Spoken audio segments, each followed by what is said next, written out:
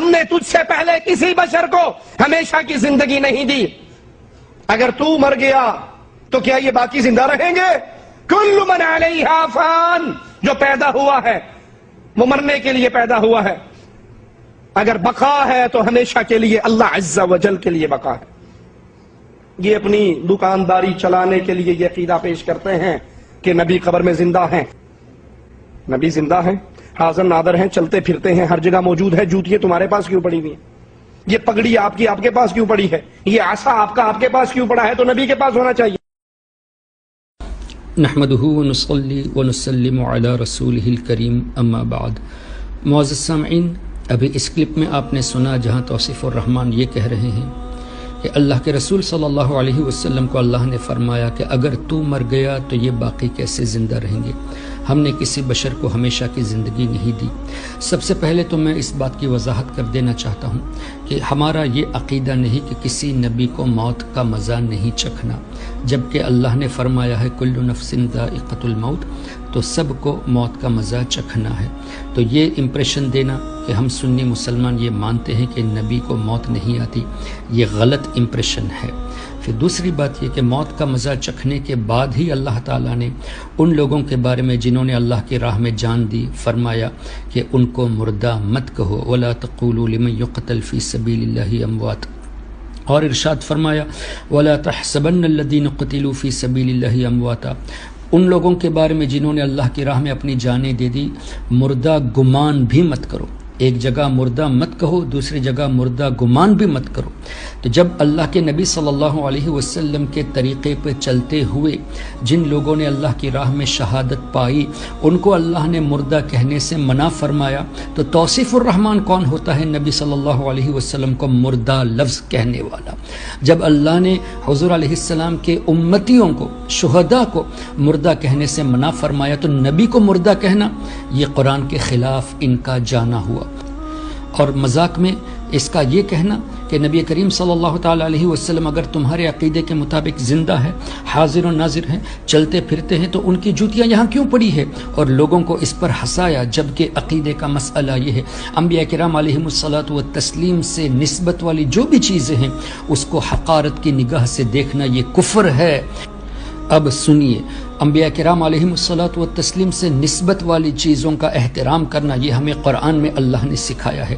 کیا تابوت سکینہ کے بارے میں اللہ تعالیٰ نے یہ نہیں ارشاد فرمایا کہ لوگ اس کے وسیلے سے فتح حاصل کرتے تھے؟ تحملہ الملائکہ، فرشتے اس کو اٹھا کر لائے. اس میں کیا تھے؟ انبیاء کرام علیہم الصلاۃ والتسلیم کے نالین شریف، عمامہ شریف، عصا مبارک. ان چیزوں کا احترام کرنا تو اللہ نے ہمیں سکھایا اور قرآن کریم سے یہ چیزیں ثابت ہے.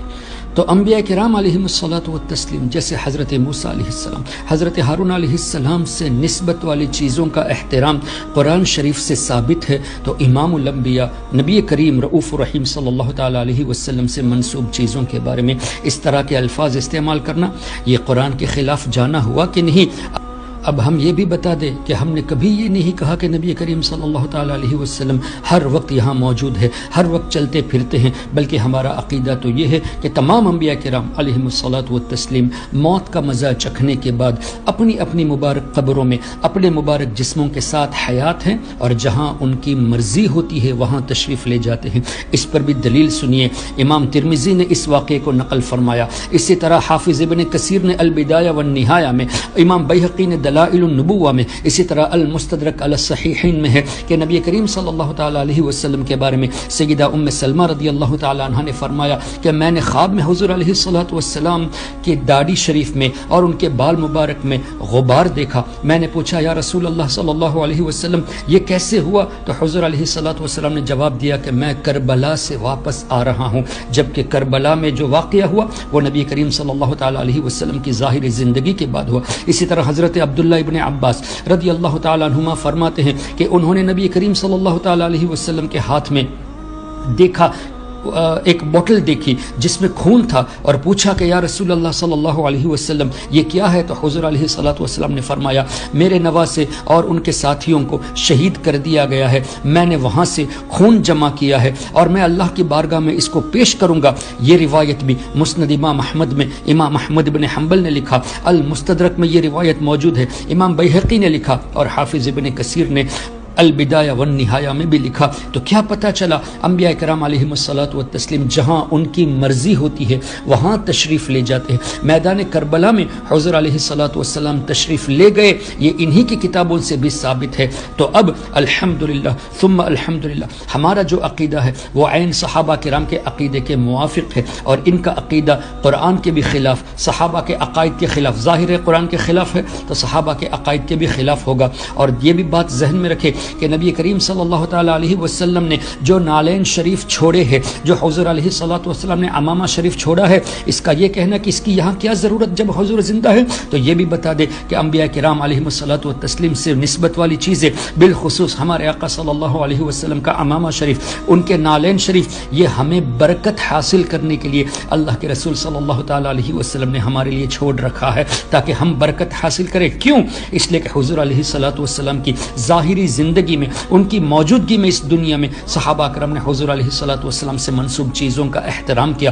حضور علیہ الصلوۃ والسلام کے وصال شریف کے بعد صحابہ کرام نے ان سے منسوب چیزوں کا احترام کیا، تو ہم صحابہ کرام کی اتباع کرتے ہوئے ان چیزوں کا ادب و احترام بجا لاتے ہیں۔ اے توصیف الرحمن، تم لوگوں کے سامنے اس طرح کا ذہن دیتے ہو کہ سنی مسلمان قرآن کے خلاف عقیدہ رکھتے ہیں، جبکہ حقیقت یہ ہے کہ قرآن سے نہ تمہیں محبت ہے، نہ اللہ سے تمہیں محبت، نہ اللہ کے رسول سے محبت، اسی لیے تم لوگوں کو گمراہ کرنے کے لیے قرآن اور حدیث کو مسکوٹ کر کے، غلط عقائد پیش کر کے لوگوں کو مزید گمراہ کرتے ہو۔ اب بھی وقت ہے سچے دل سے توبہ کر کے سنی بن جاؤ، اس لیے کہ اہل سنت والجماعت ہی میں نجات ہے۔